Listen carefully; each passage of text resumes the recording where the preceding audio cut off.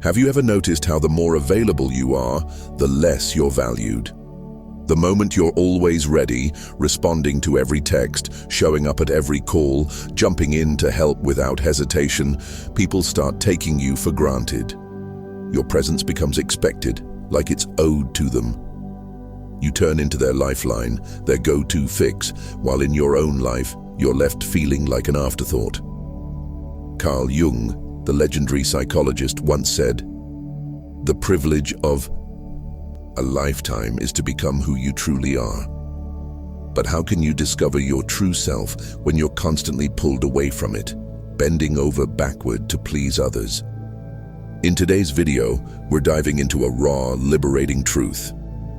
When you stop being endlessly available to everyone, for everything, all the time, you start reclaiming your power. This isn't about being cold or selfish. It's about waking up.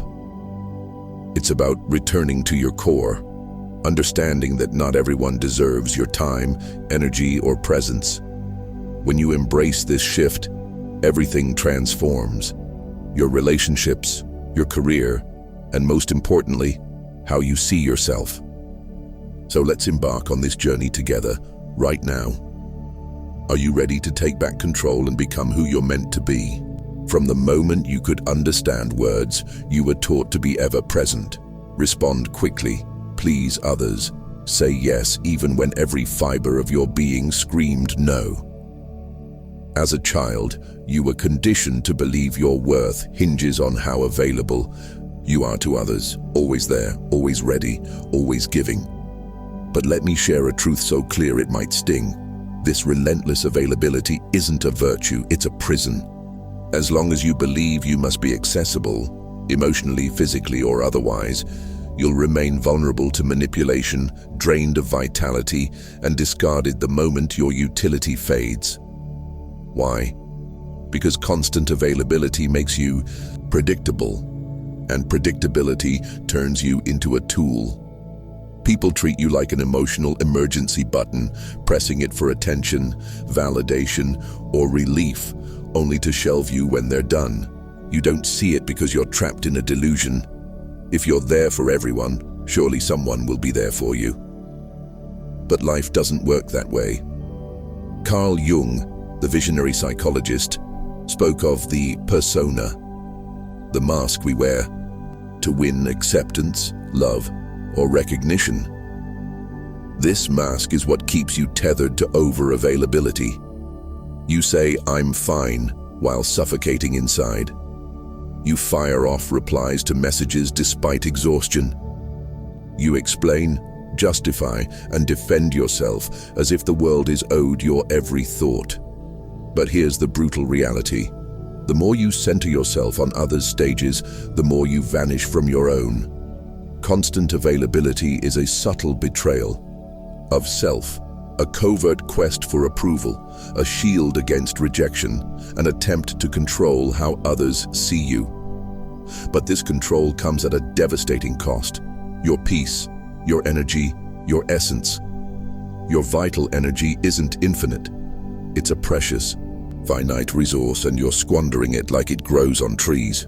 Those who demand your constant presence don't truly want you. They crave what you provide: validation, companionship, distraction, emotional band-aids. But when you dare to change, set a boundary, refuse to react, they bristle. They accuse you of being distant, weird, selfish. Why? Not because you've changed, but because you've stopped being their tool. Here's the cruelest twist. The more available you are, the less you're valued. Abundance breeds contempt. What's always there, freely given, becomes an emotional rag. Disposable, unappreciated. No one respects what they don't earn. No one cherishes what's guaranteed. So pause and ask, who truly deserves your time, your attention, your presence? More importantly, who deserves your absence?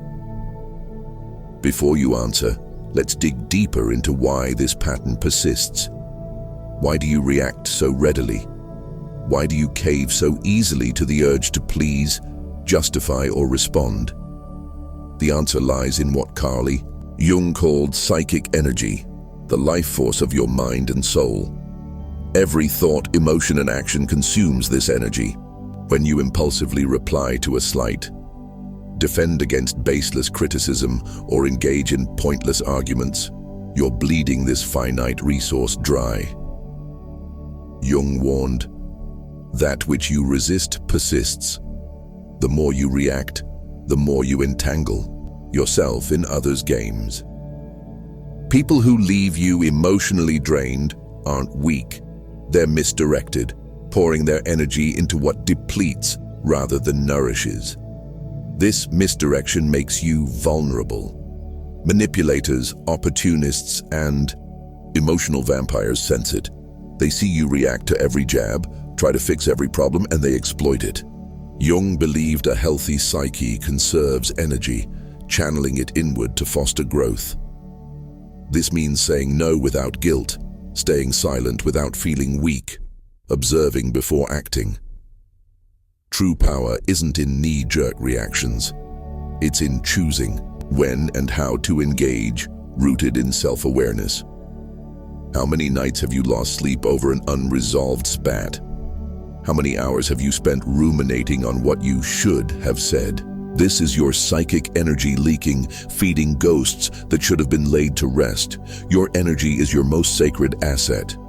Unguarded, it becomes a feast for others. But when protected, it transforms you.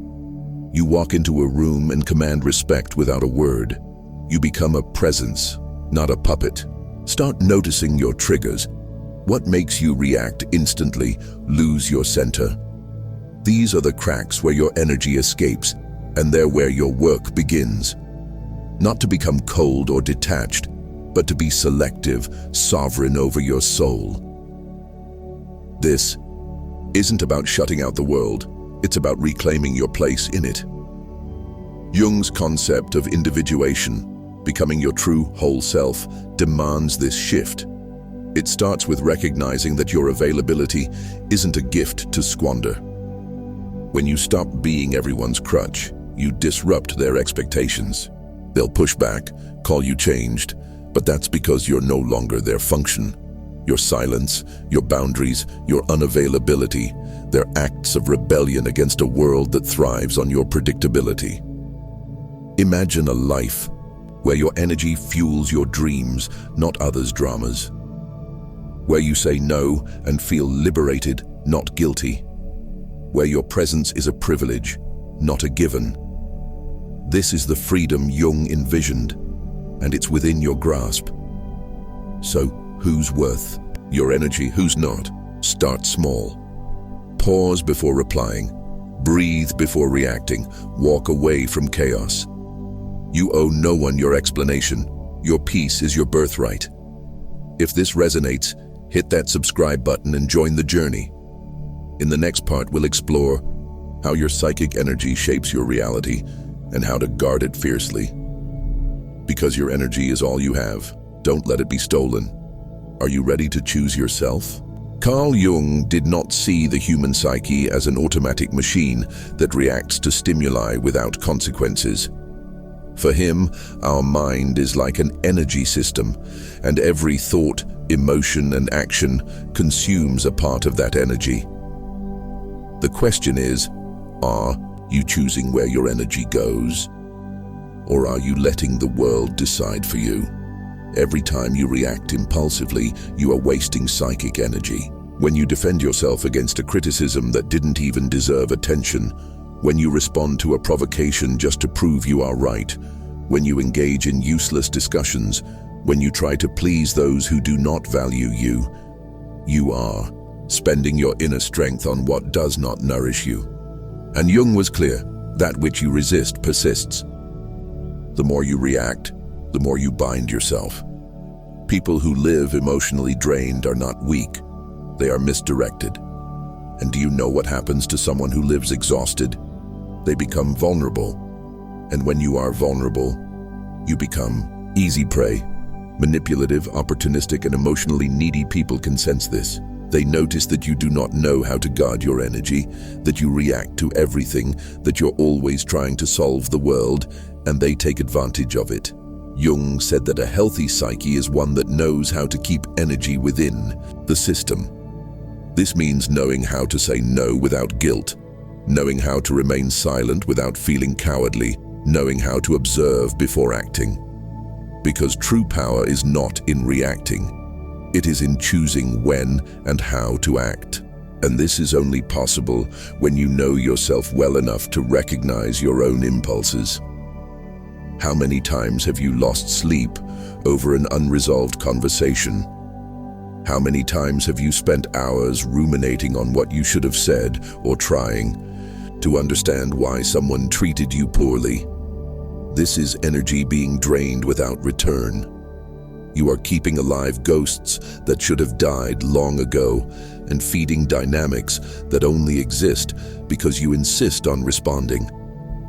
Psychic energy is like a force field. When well guarded, it creates presence.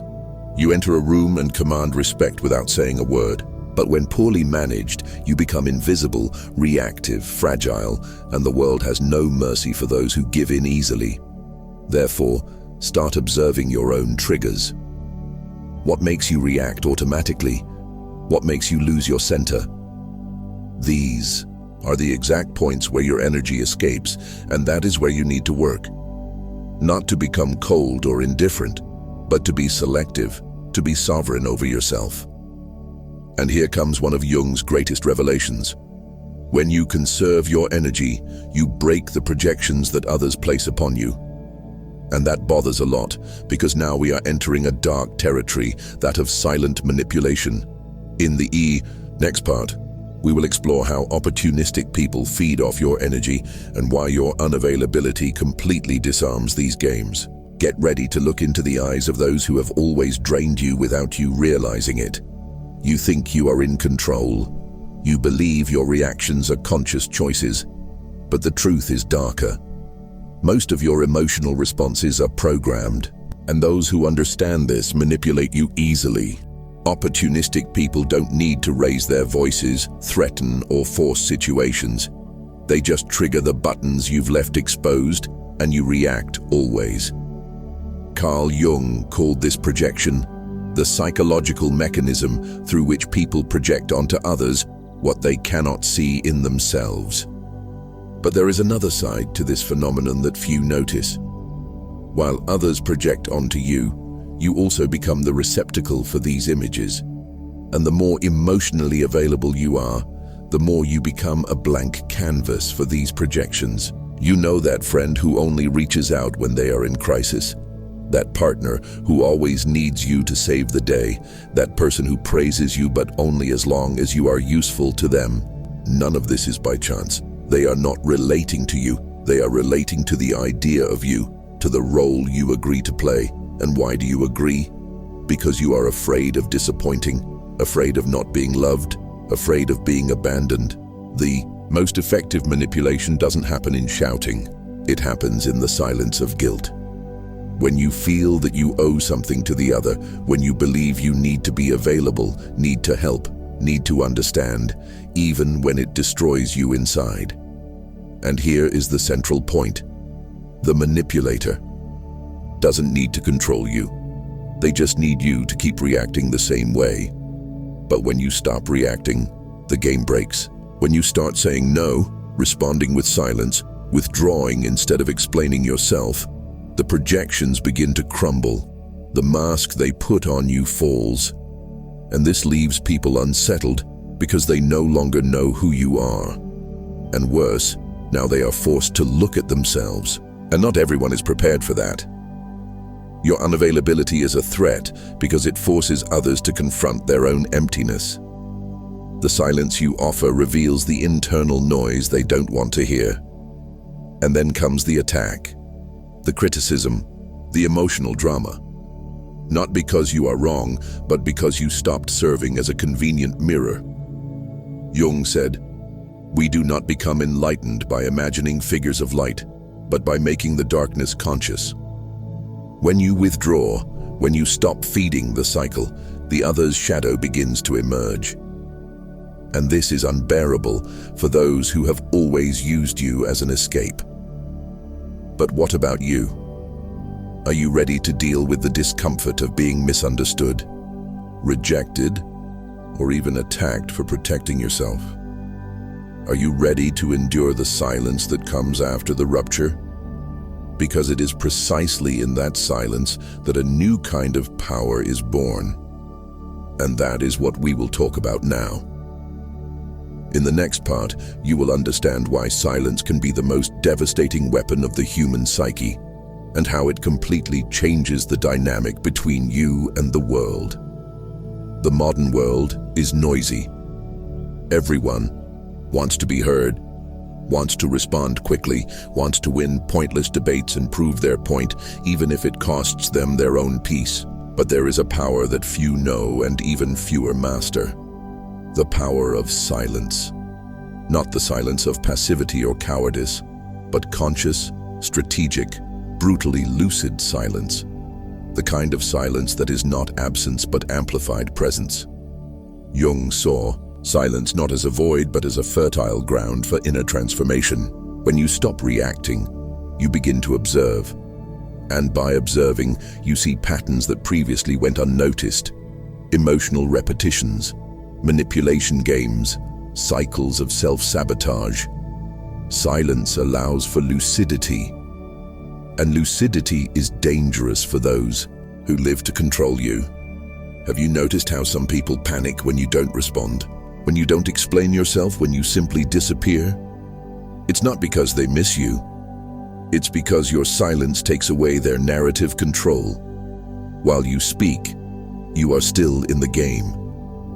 But when you are silent, you change the rules, and that unbalances anyone who thrives on your reaction. True silence is not the absence of voice. It is mastery over one's own energy. It is the refusal to be dragged down by someone else's emotions. It is the conscious choice not to engage in battles that are not worth your wear. Jung said that individuation, the process of becoming who you truly are, requires this distancing, because only in silence can you listen to yourself without the world's interference. But don't be fooled. Silence has a price. It will distance you from people who only valued you for the role you played. It will make you incomprehensible to those who only saw you through their own projections. It will make you seem cold, distant, arrogant. But all of this is a reaction from those who never wanted to deal with your depth, only with your utility.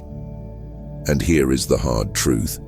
The more you mature, the more selective you become with your words, because you understand that each sentence is an energetic investment and not everyone deserves access to your truth. Sometimes silence is not retreat. It is sovereignty. It is the language of those who no longer need to prove anything to anyone. Silence is uncomfortable because it forces the other to deal with their own thoughts, with their own internal noise. And this discomfort reveals more about them than any argument of yours could reveal. You don't need to explain your absence. It explains itself. And those who feel threatened by it reveal how much they depended on your imbalance to maintain their own control. But the most powerful silence is not the one that disturbs the other. It is the silence that reconstructs you from within. The silence that connects you to something beyond external approval. It is in this internal space, free from others' demands, that you begin to recover your vital energy, to reconnect with your essence. And this is precisely what we will talk about in the next part. Because it's not enough to just cut out external noise. You need to relearn how to use your energy consciously, to choose where it goes, where it stays, and most importantly, where it should never be wasted. It's time to learn to be selective with your own soul. If you're in the process of reclaiming your energy and setting boundaries, you'll find real value in my book, Beyond the Shadow. It breaks down Jung's most important ideas and gives you tools to protect your energy, set boundaries, and reconnect with your true self. Link is in the pinned comment. It's no use understanding all of this intellectually if, in practice, you continue saying yes when you mean no, responding to messages that bother you, participating in empty conversations, and maintaining relationships that only exist out of inertia. Awareness without action is just another form of self-deception. True transformation begins when you firmly decide to become selective. And this requires emotional discipline. Conscious unavailability is not about being cold, arrogant, or indifferent. It's about no longer being accessible to anyone at any time for any reason. It's about taking control of your own energy, your own time, your own peace. And this starts with small actions, not responding immediately, breathing before reacting, leaving a discussion before being dragged into chaos, turning off your phone without guilt, saying, "Not today," saying, "I'm not interested," saying, "I won't get involved." But here's the most important part. You don't need to justify your absence. You don't need to explain your silence. You owe nothing to anyone but yourself. And this, for many people, is unforgivable because when you refuse to explain yourself, you take away the other person's power to keep you within an emotional narrative where you are always the helpful, understanding, accessible one. Carl Jung understood that every process of individuation goes through isolation, but not a depressive isolation, a sacred isolation, a time of inner retreat where you relearn to listen to your own voice without the world's interference, where you rebuild your identity not based on the gaze of others, but from your own center. Want to know a good thermometer for your evolution? Observe who starts to distance themselves from you when you become more reserved. Observe who tries to provoke you when you stop reacting. Observe who accuses you of having changed when you finally start to protect yourself. These are not signs that you are wrong. They are proof that you have begun to free yourself. Being unavailable is uncomfortable at first. You will feel guilty. You will think you are being selfish. You will hear that you are being too harsh, but this is part of the deconstruction process. You have spent your life being conditioned to put yourself second. It's natural that change causes discomfort, not only in you, but in everyone who benefited from your old version. Conscious unavailability is the foundation of self-determination. When you say no to the world, you are saying yes to yourself. When you withdraw from a toxic environment, you are reaffirming that your peace is worth more than any false connection. And when you stop explaining yourself, you begin to be respected, even if it's by few. But not everyone is ready for this type of presence because your emotional absence will expose wounds they do not want to face. It will reveal how much they depended on your emotional chaos to feel in control. And it is at this moment that the rupture comes. And with the rupture comes the pain, the loneliness, the estrangement, the feeling that you are losing something when in fact you are just freeing yourself. But what happens after that? What comes after the distancing? What is born from the silence? In the last part, we will talk about this, about the rebirth that only happens when you have the courage to be misunderstood, to be alone, and to become whole on your own.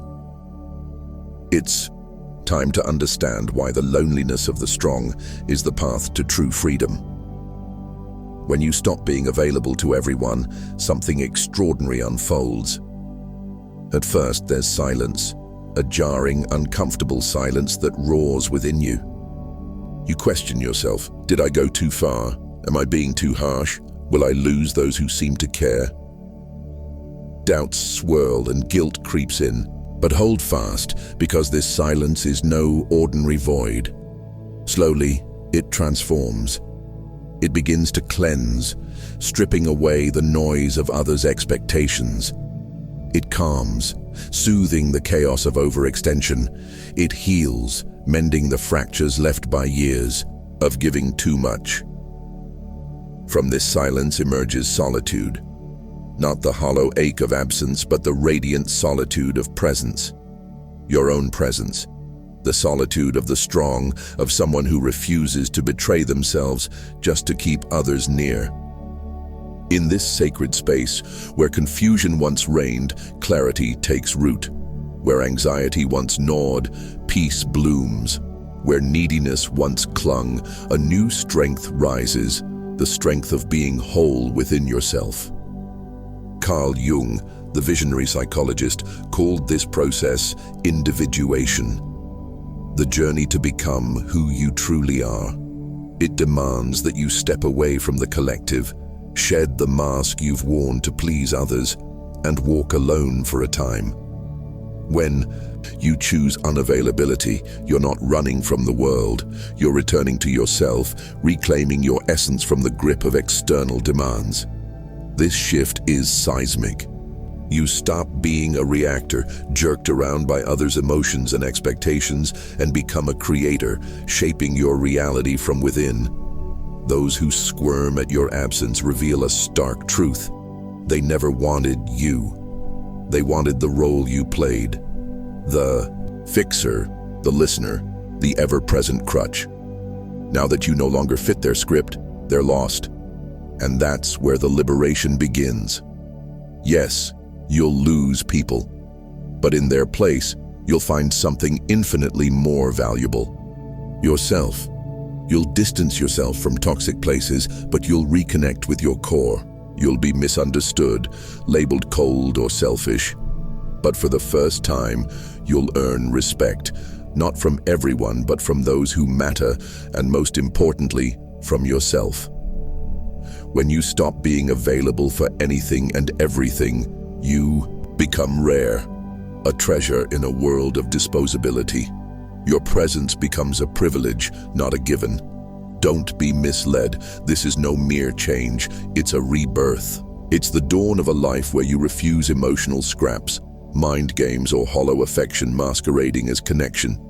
You now demand what aligns with your peace, your truth, your wholeness. This path isn't easy. It requires courage to stand firm when others push back, to embrace solitude when the world calls it loneliness, to choose yourself when it feels like you're risking love. But if you're here, a part of you is ready. A part of you knows that being loved is meaningless. If it cost your soul, true self-love begins when you prioritize yourself, even if it means walking alone for a while. This transformation isn't just personal, it's revolutionary. By refusing to be everyone's emotional vending machine, you disrupt the systems that thrive on your predictability. You challenge the unspoken rules that demand your constant availability. Jung understood that individuation isn't just about self-discovery, it's about sovereignty. It's about reclaiming your psychic energy, the life force that fuels your thoughts, emotions, and actions. Every time you say no, set a boundary, or choose silence over reaction, you conserve this energy, channeling it toward your growth rather than others' dramas. Consider the cost of your old ways. How many hours have you spent ruminating on slights, appeasing those who didn't value you, or chasing approval that never came? That was your energy, your life, slipping away. Now imagine redirecting that force toward your dreams, your healing, your truth. Unavailability isn't withdrawal, it's empowerment. It's the refusal to let your worth be defined by how much you give. It's the audacity to declare that your time, your heart, your presence are sacred. The world won't make this easy. People will test your boundaries, guilt trip you, accuse you of changing, but their resistance only proves your power. Those who truly value you will stay, respecting your new strength. The rest, they were never yours to keep. Jung's wisdom reminds us that the path to wholeness is solitary but not lonely. In this solitude, you forge a connection with something deeper, a truth that no external validation can touch. So what's next? Start small but firm. Pause before responding. Say no without explanation. Walk away from what drains you. Each act is a step toward freedom. You'll feel guilt at first. It's the residue of a lifetime of conditioning, but push through. On the other side is a life where you're no longer a supporting actor in others' stories. You're the protagonist of your own. If this sparks something in you, subscribe and join this journey. Let's explore how to protect your energy and live authentically. Because when you choose unavailability, you choose yourself, and that's where true power begins. What did you think about today's video? Feel free to share your thoughts and experiences in the comments below. Thank you for watching. If this video opened your mind or helped you see reality in a new light, don't forget to like and subscribe to Top Hidden Knowledge so you never miss our next deep dive into mystery, perception, and the hidden workings of our universe. And if you have time, explore more videos on our channel. We're just getting started. Until next time, stay curious, stay aware, and never stop questioning the world around you.